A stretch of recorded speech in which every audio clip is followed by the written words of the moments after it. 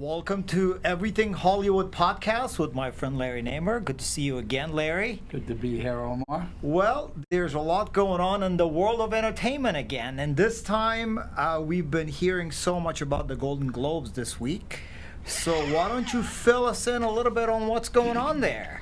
Well, now there's a great backlash to the Globes and the way they've operated historically and stuff.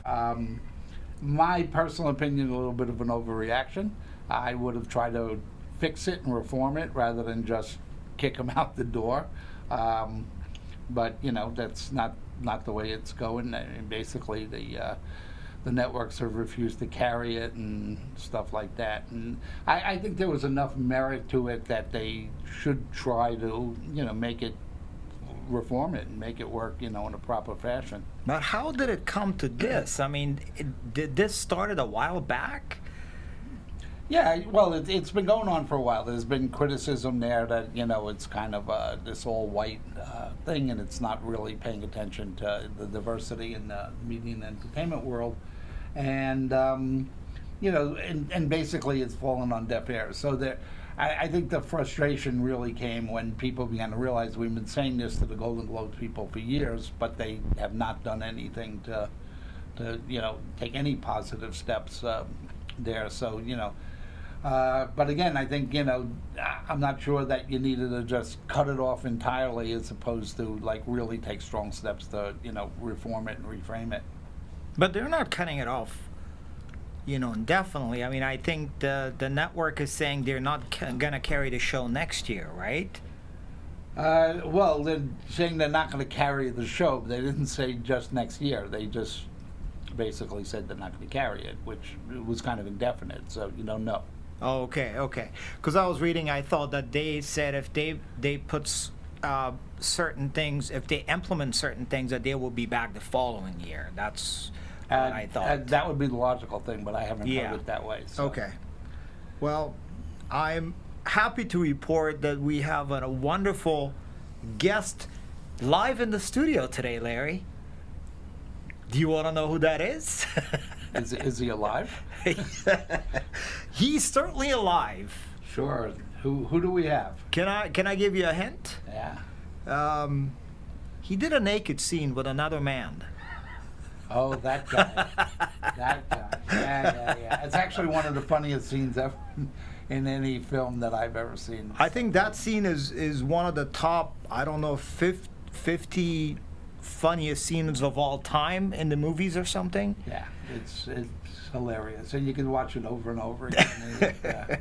It never ceases to astound you, how they actually filmed it and stuff. So yeah, why don't we talk to Ken and it's kind of his insight on how that really came to be the way it was, because it was just mind-boggling, hilarious. Well, guys, we want to welcome Ken Davidian to the studio. I don't hear any applause. I'm sorry. I'm used to waiting for applause. Come on, guys. All right. Ooh, a beatnik. I like that. So okay, give us the backstory, Ken? The backstory? Yeah. You know that thing about if it's cold, it shivers up? It's true. It's true. We were cold. It was cold. And the bar that he had, they had that big black bar? Yeah. Yeah, he didn't need that. He's a Jewish guy. He didn't need a big bar like that. Give me a break. So, but those people were real. The people in the ballroom. Everybody was real. Everybody was real, and nobody knew what was happening. We ran into in Dallas. We ran into a convention of engineers, and not one of them showed a reaction. And I looked at Sasha, and he looked. Okay, and we left. We walked out of that like we were fully dressed. We just simply walked out. And it was decided that we've got to do it at a place where there's black tie event and women. And so they picked a brokerage convention, and we told the brokerage convention that the Hyatt needs to tape it. We told the Hyatt that the brokerage people need to tape it. So we had, 4 or 5 cameras in there.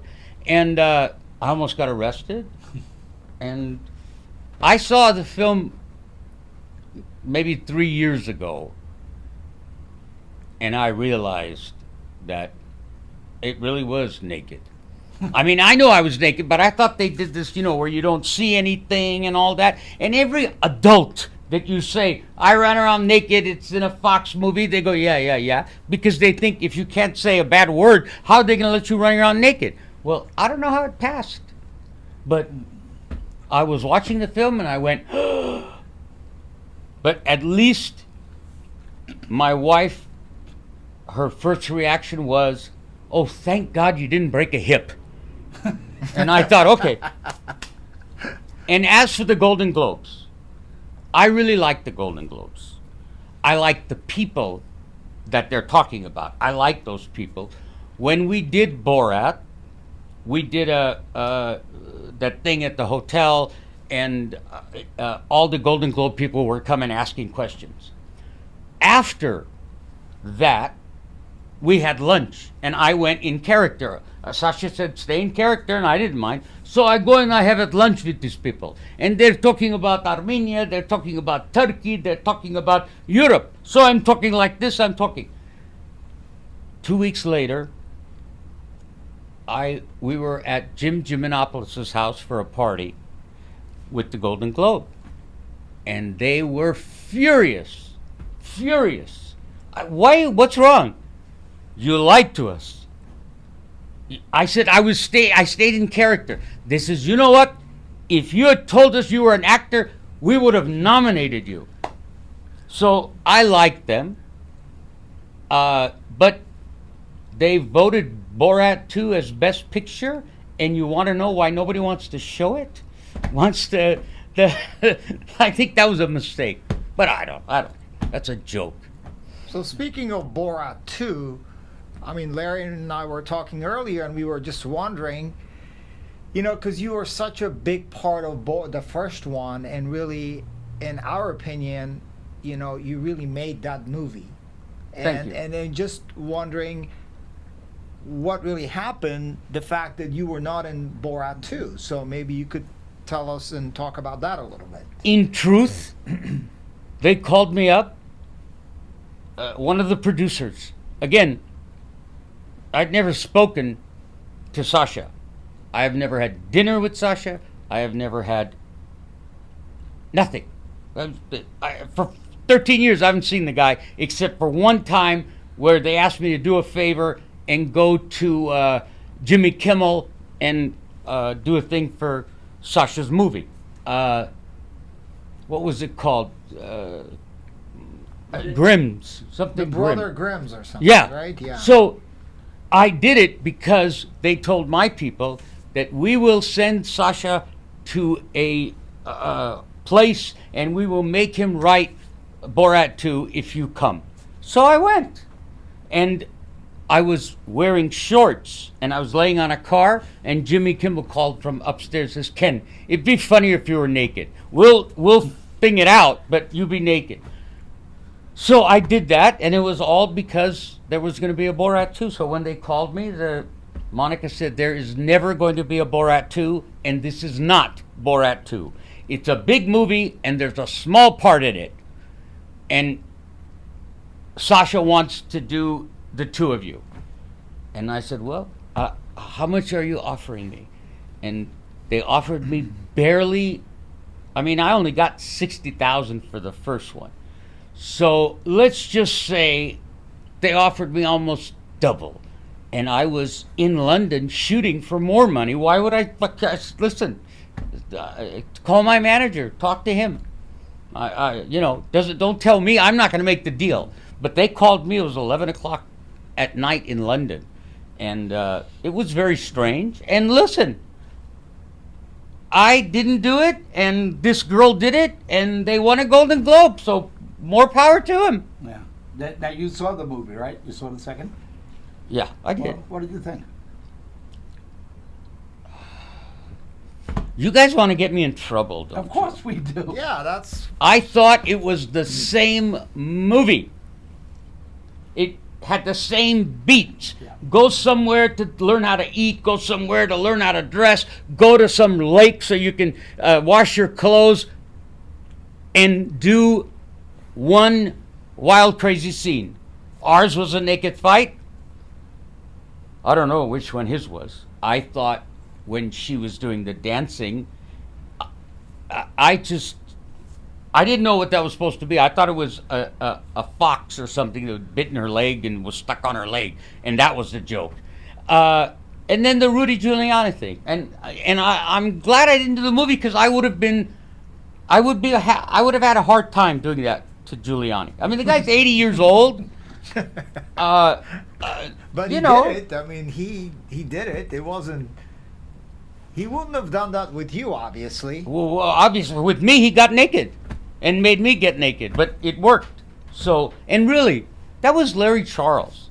I did not know who Ali G was, who Sasha was.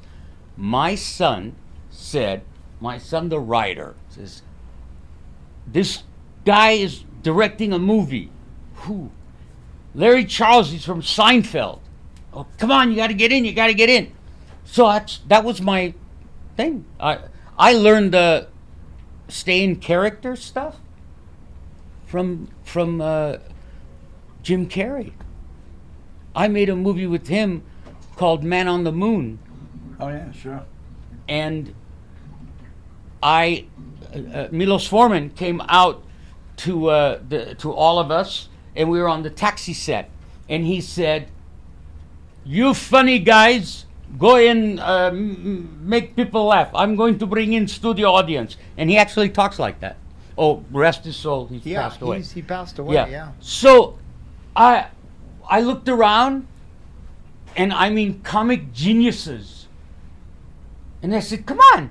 And then I turned to Carrie, and I said, "Come on, go get your fireman's hat and a hose and make these people laugh." You could hear a pin drop because I did something wrong. And I was told, he's in character. He's not going to come out of character. He's not going to... And he was really like that. It was, I'm in character full time. I remember the table read. And it was a big table read. And the director was there, and all of the producers, and he came in a Cadillac, a 1964 Cadillac convertible, because I had one. He came with two blondes, and he was the alter ego. He was not Lakta, he was the singer in a lounge thing. Oh yeah. You remember that? Sure. And The heavyset guy, the guy with the mustache. Andy Kaufman. Yeah. Sorry, Andy Kaufman, So yeah. Andy Kaufman had this character that he would play. The alter ego, yeah. So I'm like, okay, now I know.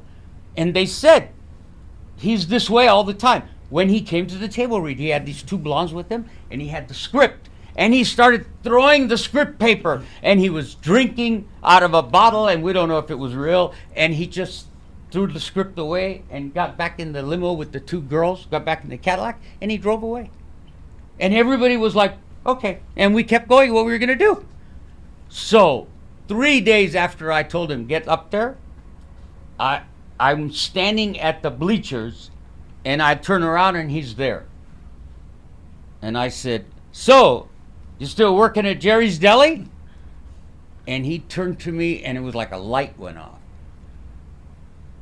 "Yeah, I'm working there because I don't think this taxi thing is going to make it. So I'm there every Monday night.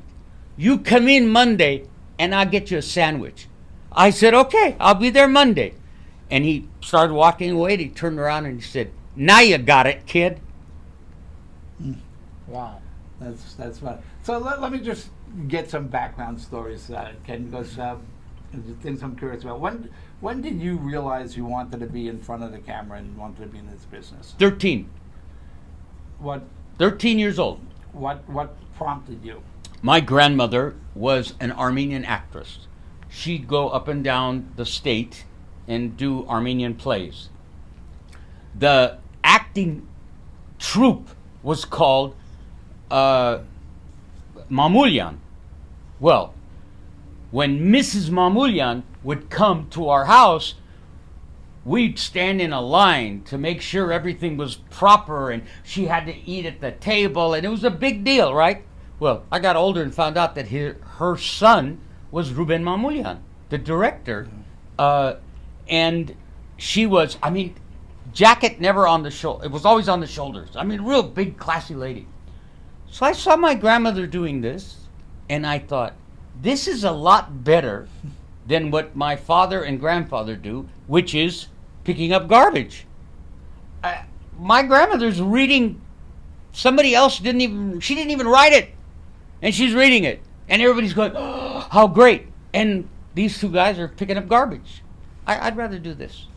Yeah, I could see your point. So who would you say were your inspirations from the comedy world? Jerry Lewis, when I was young. Right, yeah. Jerry Lewis was, even Dean Martin was, both of their shows. I was very upset when Mork killed himself. Oh, yeah. Because that was one of my comedy geniuses that I looked up to, and I thought, man, if I was like him, nothing would hurt me. And then I was hurt when he killed himself. But it was more Errol Flynn. I'm not. If I was skinny, I'd be a swashbuckler. I mean, I liked all those guys. And then playing poker at Norby Walters' house, I'm meeting all these guys. Right. So you've done so many movies. As a matter of fact, I think it was last month we were watching this movie with Bruce Willis. Something. Yeah. John Goodman, Bruce Willis. Something in Venice. Venice. Yeah. Yeah. And we see you were like, and my kids were watching too, and they're like, "Oh, that's Uncle Ken," you know. But you've done so many movies. So one of the first movies that you did that you had speaking part was that it was before Borat, correct? Oh yeah, I did 120 different appearances before Borat. My kids always make fun of a movie I did called Tuesday Never Comes, because it never got shown, so it never came. And I did another one called Hell Goes to Frogtown 2, and I wore complete frog makeup except for my boots. You could tell it was me. I mean, they paid me $50. Who was the guy in Chips? Eric Estrada. Eric Estrada and me did Tuesday Never Comes, and they paid me $50, and they used my yard, my trucks, everything. But I'm telling you, just like you, if you like what you do, you love it. So I'd rather be doing that. Well, I was going to say than this, but I like doing this. And of course, I've taken some acting lessons with Ken. People can go back and check that out on YouTube. Yeah, how did that? Did you ever do that scary movie? That's coming up. I'm ready to do that. So your lesson was amazing. I spent an hour with Ken, and he taught me, how to be a Golden Globe actor. I just said the one thing that nobody ever does. Listen. That's the whole thing. That's the whole trick.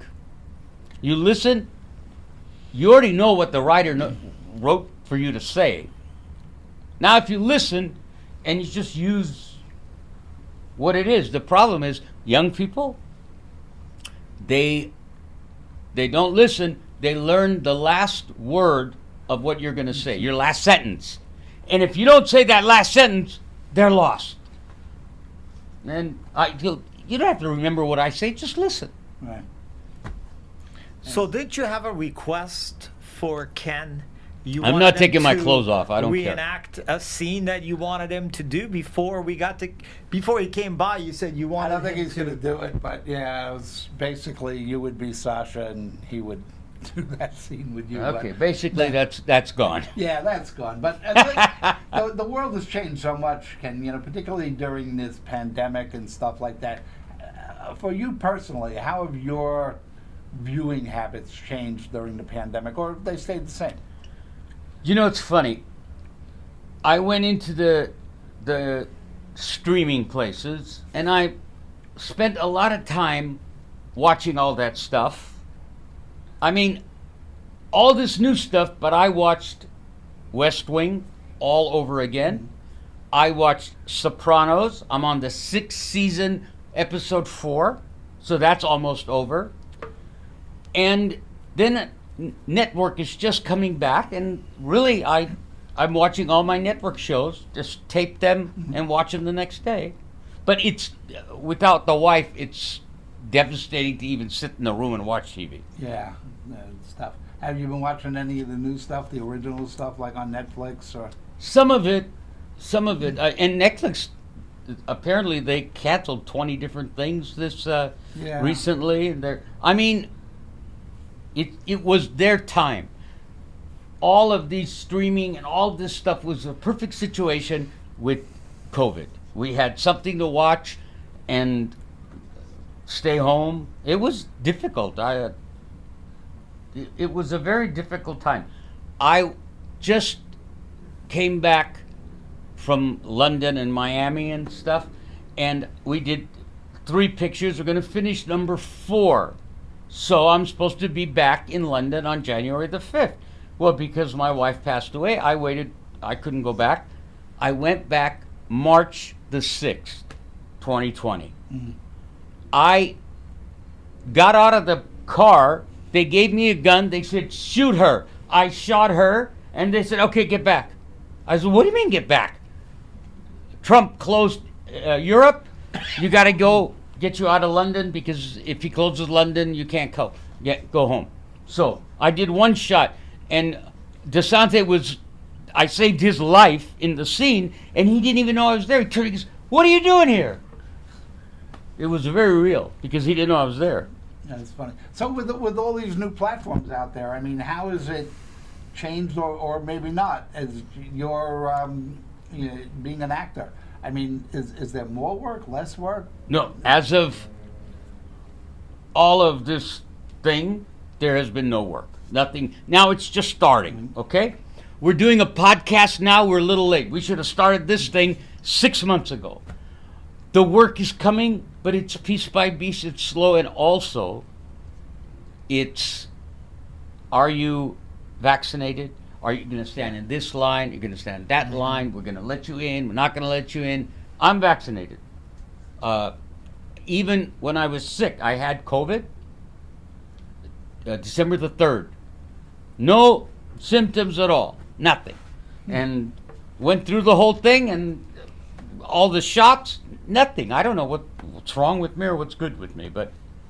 And now, like I said, my son wants to start a podcast at the Derby Room. Okay, but auditions were dead. Now they're coming back. Things are coming back. People are shooting. And the 3 movies in London haven't even come out. So I don't know. Do you think that the theatrical business will stay the same, or do you think a lot of that kind of mid and lower, budget stuff moves more to the streaming platforms? I think it's going to go to this streaming. I think the studios will still have their big pictures, right, but real acting is going to be done through independent film, and there's a lot of it. But if they can, it's so difficult. Independent film, you got to get everything, and then still you got to get somebody to watch it.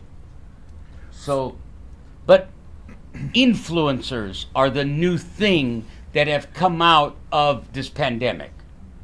And I have one, and she's teaching me.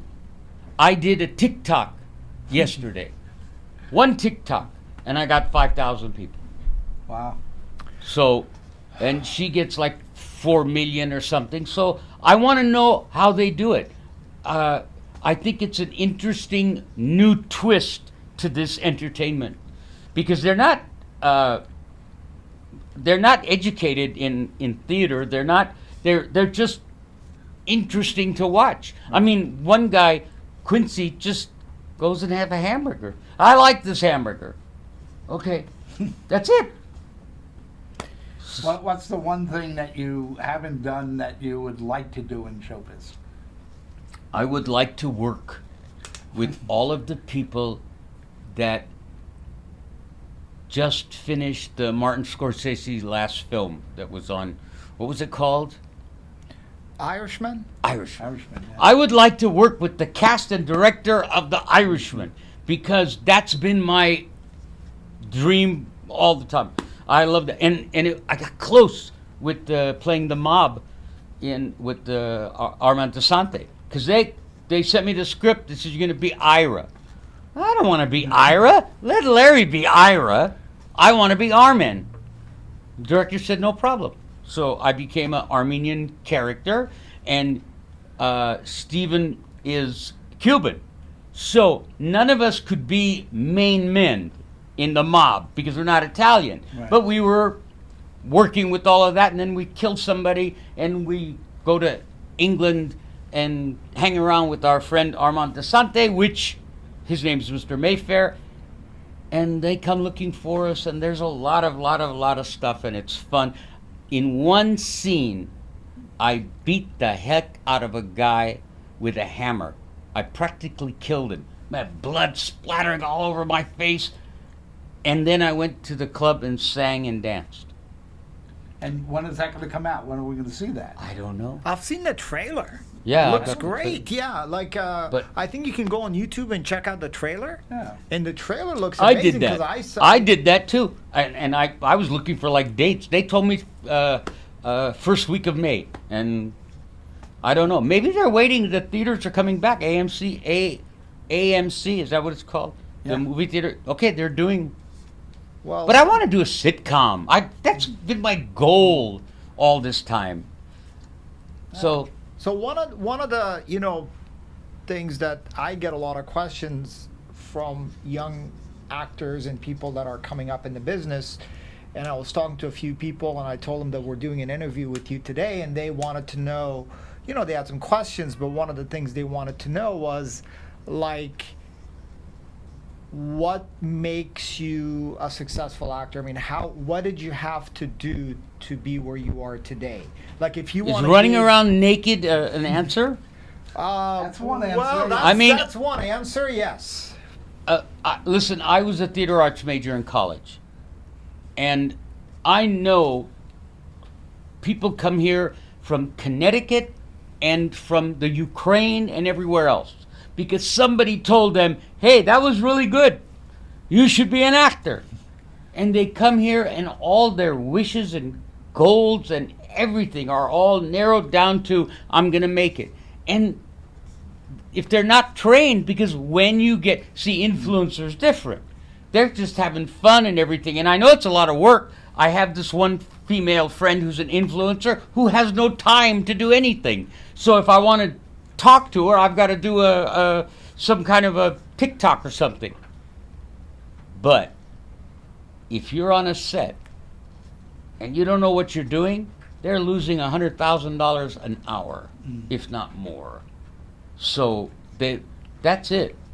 So I really think, and again, I think if you listen and you react, but it's not as easy. So listen and react, but more of a practical. If you've advice. never acted before, I'm talking about people that are, taking acting lessons and they want to get into the business. What advice would you give them? keep going.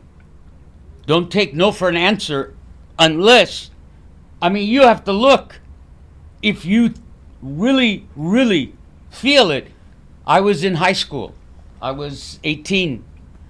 There was a TV show called High Chaparral. Oh, I remember that one. The guy, the main guy was an older American guy, and he married a woman from Mexico. And the guy that played his brother, I don't know his name, but I hate him from the bottom of my heart. He came to Garfield High School, and I was the head everything in the theater department, so I'm supposed to show him around. So I showed him around, I talked to him, I had a lot of fun, and we were walking into the auditorium, and he said, "So you want to be an actor, huh?" I said, "Yeah, I am an actor." And he said, "You know what? You're never going to make it, kid. Wow.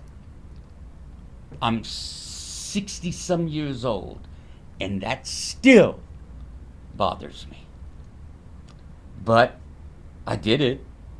I mean, it took a while. And if you really believe, because people will say no, and you got to keep going. The worst part of this whole business is rejection.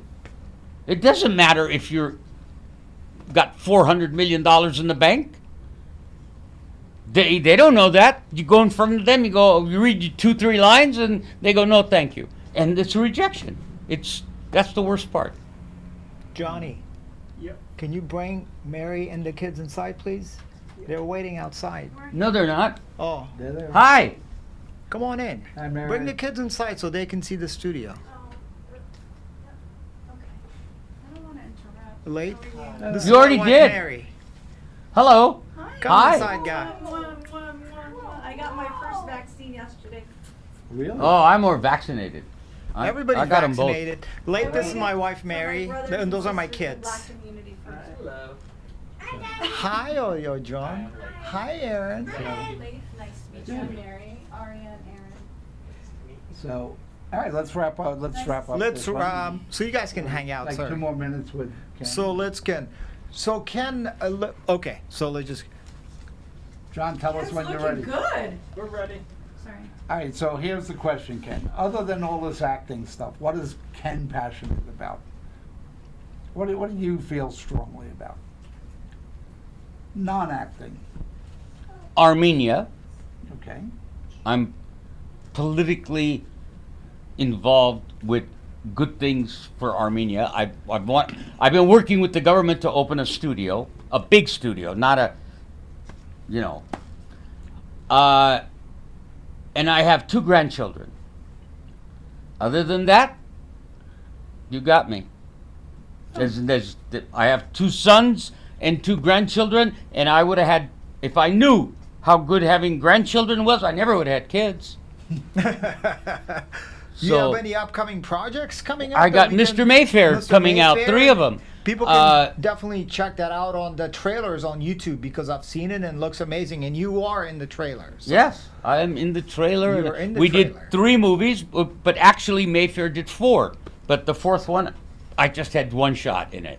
But it was a lot of fun, and I love working with Armand DeSante and Stephen Bauer. But the director was great. He wrote it, and he's directing it. And after the first week, he says, "Okay, throw the script away. Just you guys are better than what I wrote." And it was a lot of improv, but it was great. It was a good experience. And then came home and the wife died, so everything turned to crap. That's all.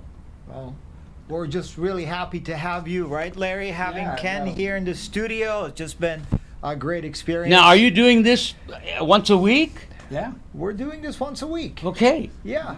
So, Please and come you back. line up guests? We and do line up guests. and we're live? I mean, not live, but we are on camera. Yeah. Yeah. Oh, You you- got every word you said, Ken. Okay, no, I mean, I'm just at awe of looking at both of your heads. You know? Thank you. They shine. It's really good. Hey, Well- we work on that. But yeah, quite interesting, you go back, quite a while as I do. When you look at the size of these cameras that on this tripod here. Yeah. Okay. Yeah, that's it. I remember this. Yeah. And these are probably 3 or 4 times as good as what those were. You talking about the one that used to put a VHS inside the Oh, even before. Oh God, that too. But I have to tell you, technology-wise, that's one thing that they brought it to where if you have the equipment, you can make a movie. Yeah, absolutely.